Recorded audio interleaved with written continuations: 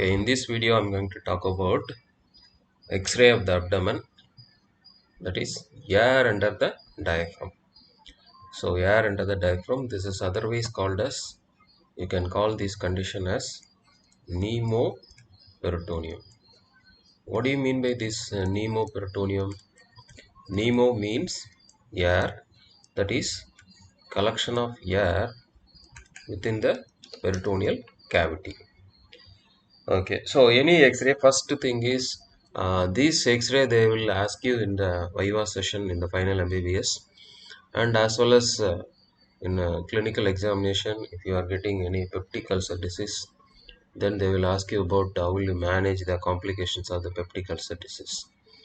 Okay, so first you have to read the X-ray. So what you have to do, first you read the X-ray. So what is the X-ray? So this is a X-ray of the chest PA view. Okay, the first thing you have to read in this X-ray, what obviously you are seeing is the X-ray of the lung field, that is the right lung field. You can able to see the right lung field. This is right lung field, and this is the left lung field, and you can able to see the cardiac shadow. This is the right border of the heart, and this is the left border of the heart. And next one is the, what you are seeing, this white line. No, this is the right diaphragm, right dome of the diaphragm, and this angle is called as costophrenic angle. This angle is called as costophrenic angle, and similarly this is the left dome of the diaphragm, and this is costophrenic angle on the left side. And if you watch carefully the domes of the diaphragm, okay, it is not present at the same level. Okay, you can see this is the right dome of the diaphragm, and this is the left dome of the diaphragm. The right dome of the diaphragm is present at a higher level. It is present at a higher level when comparing with the left dome of the diaphragm. The reason is that is because of the presence of the liver. You are having the liver in this region. Okay, so that is why it is present at a higher level when comparing with that of left dome of the diaphragm. So what is the obvious finding present here in this X-ray is the collection or presence of air under the diaphragm. You can able to see here. So this is white line is the diaphragm, and you can able to see this is the black shadow is there. No, this black shadow is nothing but it is a collection of air. It is looks like a crescent shaped arrow, crescent shaped air under the diaphragm. Okay, so air under the diaphragm. And usually you will having this air under the air under the diaphragm on the left side, but this is, you can able to see here. No, this is usually because of the collection or presence of the air in the fundus of the stomach. This is a normal thing, but if you watch carefully on the right side, that you have to see that whether collection of air is present or not. Okay, so what are the causes for this air under the diaphragm? Okay, or what are the causes for pneumoperitoneum? Okay, number one is the perforation of what? Perforation of the hollow viscus.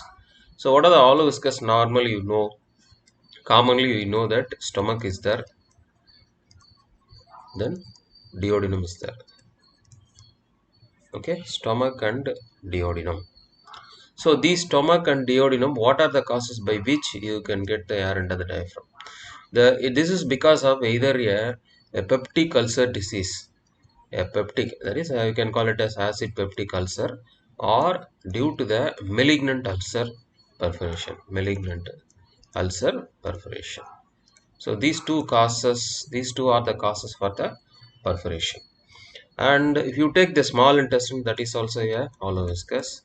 It is due to the, so many conditions are there. It is due to the typhoid ulcer perforation, or it is due to the tuberculous ulcer perforation, or it is due to the Crohn's disease. And large intestine, same thing, that is it is due to the either tuberculous ulcer perforation, Crohn's disease, or a malignant ulcer.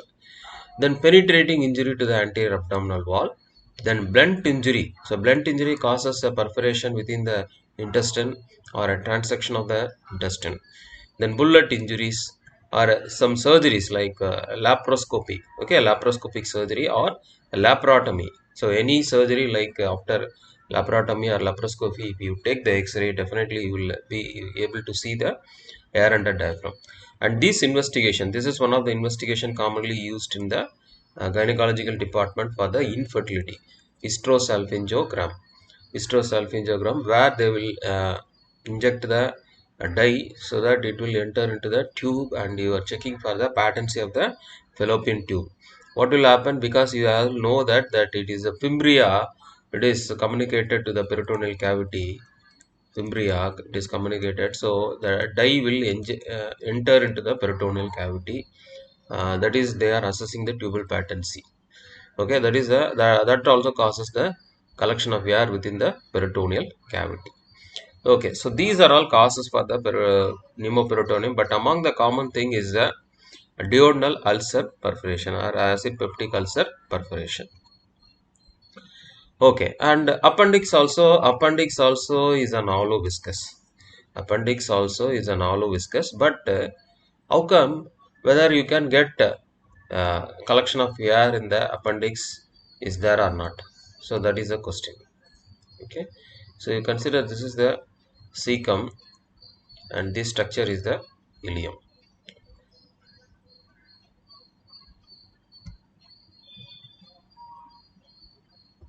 Hold on.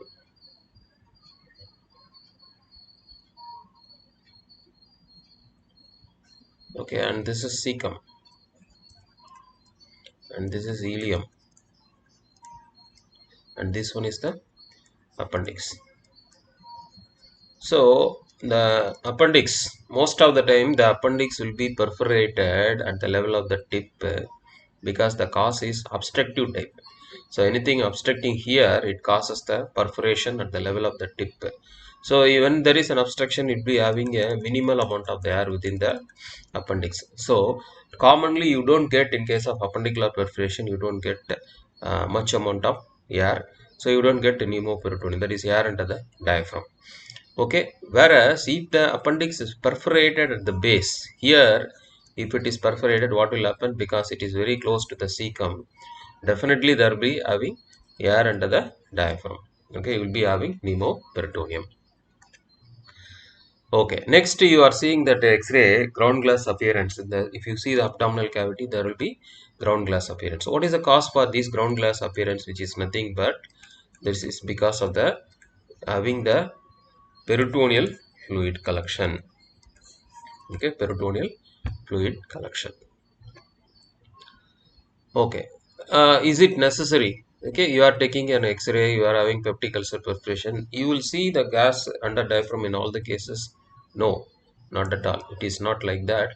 Only to 60 to 70 percentage of the people. Okay, you will be having this air under the diaphragm in case of peptic ulcer perforation. What are the clinical features of this peptic ulcer, the perforative peritonitis? Perforative peritonitis. The clinical features, first one is the pain abdomen. Okay, so the pain abdomen, which is nothing but because this pain abdomen usually it starts in the either in the epigastric region or in the right hypochondral region. Then once it is perforated, it will traverse through the right paragolic gutter and then to the right iliac fossa region. The once if it is become generalized, if it is peritonitis develops, the pain will be present throughout the abdomen. Next, vomiting will be present and then fever will be present, and abdominal distension in the late stages you can get, and the patient will be having a past history of peptic ulcer disease.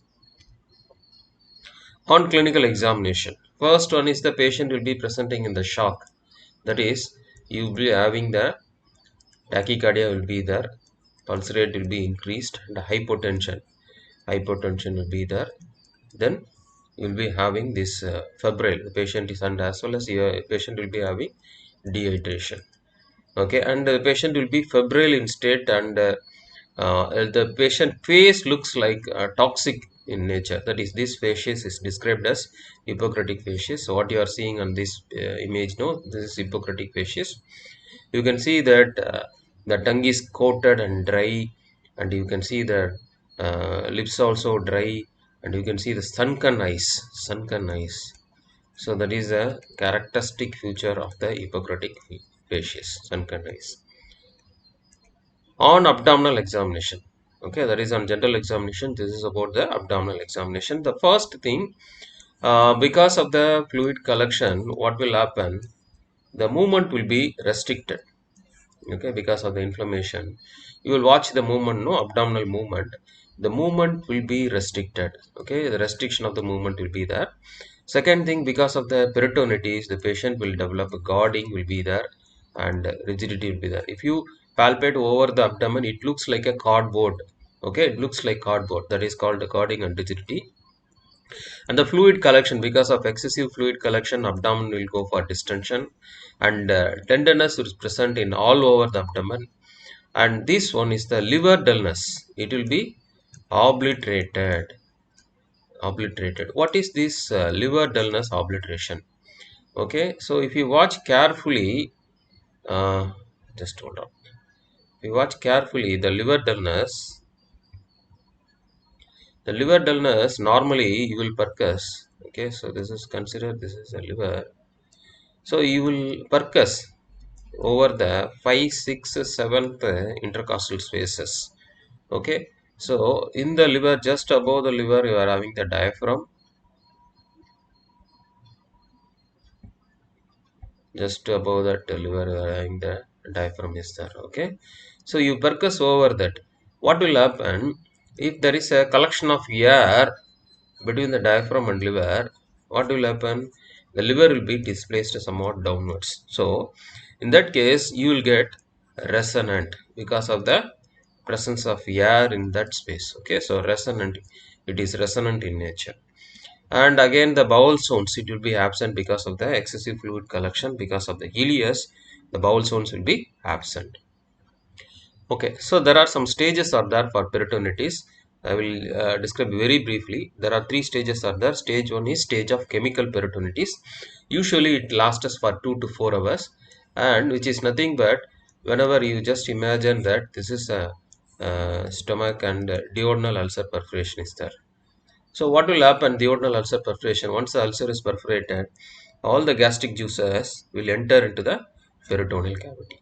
So if it is enters, what will cause? It will cause a chemical peritonitis because of the gastric juice. Okay, so this is called chemical peritonitis. Usually it will last for 2 to 4 hours. When the juices are entering into the peritoneal cavity, the patient will be characteristically presenting with the abdominal pain. That is, I already told, no, that usually pain will be present in right hypochondrum and epigastric. Once it perforated, the pain will be referring to the right paracolligator and in the right iliac fossa region. Okay, so and you will be having the symptoms. More worst symptoms will be there in the chemical peritonitis. Second one is the stage of illusion. The stage of illusion or stage of peritoneal reaction.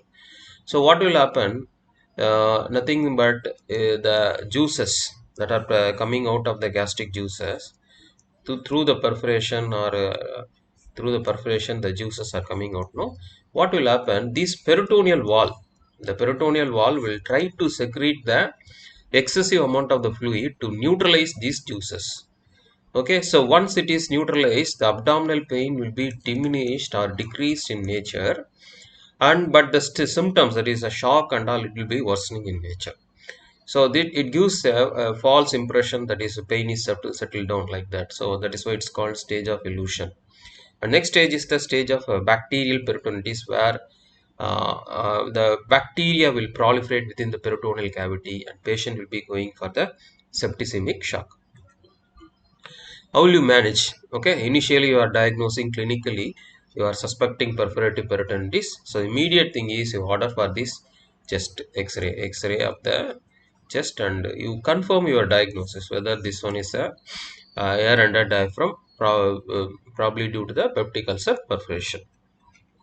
So what are the investigations? So you start with the basic investigation, that is a complete blood count, where you will be having leukocytosis. Okay, so the WBC will be increased, leukocytosis, because of the sepsis, and similarly the polymorphs will be increased. Okay, and if you take the blood sugar is a must, you try to assess that one, and random blood sugar, and you take the urea and serum creatinine. what will happen? This sometimes the patient will go for the pre-renal azotemia or acute renal failure. So that can be identified by taking the urea and serum creatinine, and then you can take the, already we have taken the X-ray chest PA view, that is a confirmatory, and then you are taking the X-ray ECG, and finally you have to take the serum electrolytes. So that is very essential to assess the patient whether it is in the fluid acid base fluid and acid base balance is normal or abnormal. You can assess. Okay, how will you resuscitate? How will you treat? This is the initial management of perforative peritonitis. First thing is put the patient in the nil oral. Why? What is the reason? You are giving the in the tract, that is a gastrointestinal tract, giving rest to the intestinal tract. So once you are keeping that, how will you get the energy? So start the patient on intravenous fluids. Okay, preferably ringer lactate solution, normal saline. Okay, so and DNS. So these solutions you can be used to correct the fluid correction. Okay, then parenteral antibiotics. Parenteral antibiotics like that is IV antibiotics you have to give.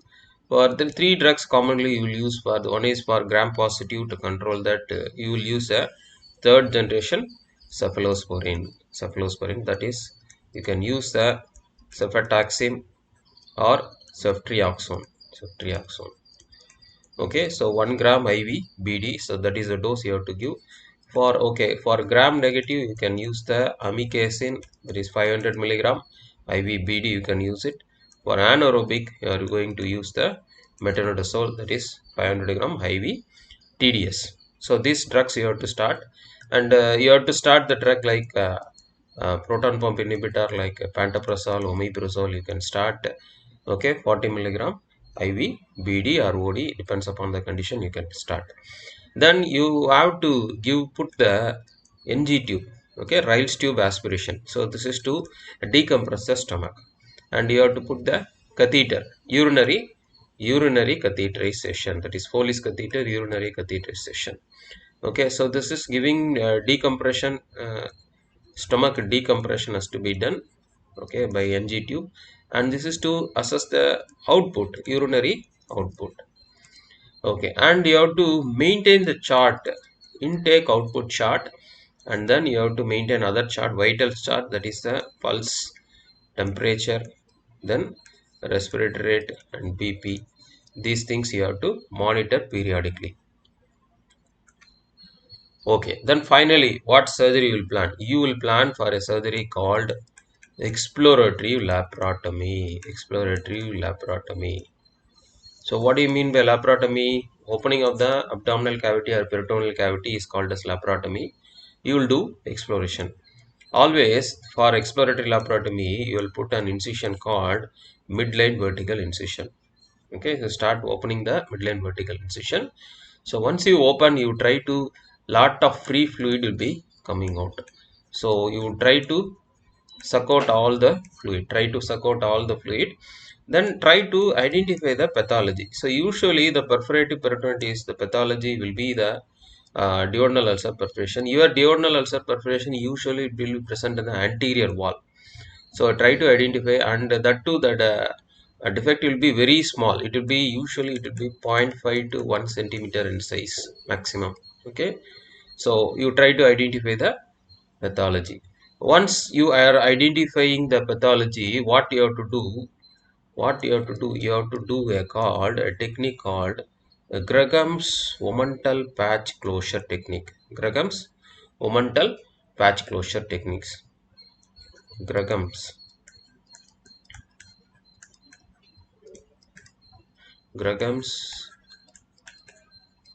omental patch closure technique.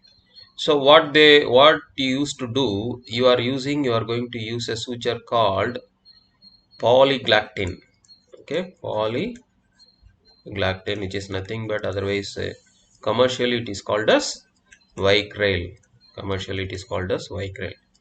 Okay, you take the three sutures, one suture along the axis of the stomach, one suture above the perforation, one suture through the perforation, one suture below the perforation. Okay, I will put the same picture in here. In a bigger picture, I will put here. So consider this is the duodenum and this is the perforation. What will you do? You take three sutures, one suture. Okay, that is a suture. You are taking one suture. You are taking one suture above the perforation. Okay, and other one, another suture you are taking through the perforation. Okay, through the perforation. Second suture and third suture you are taking in the below the perforation. So once you have taken the suture, what you have to do? Take the free end of the momentum. Okay, take the free end of the momentum. Okay, so this is the momentum. You keep the momentum over the perforated side. Take the free end of the momentum. Now what you have to do? You have to tie these sutures. You have to tie these suture. Okay, so this suture, no, so this suture you have to tie. This suture you have to tie.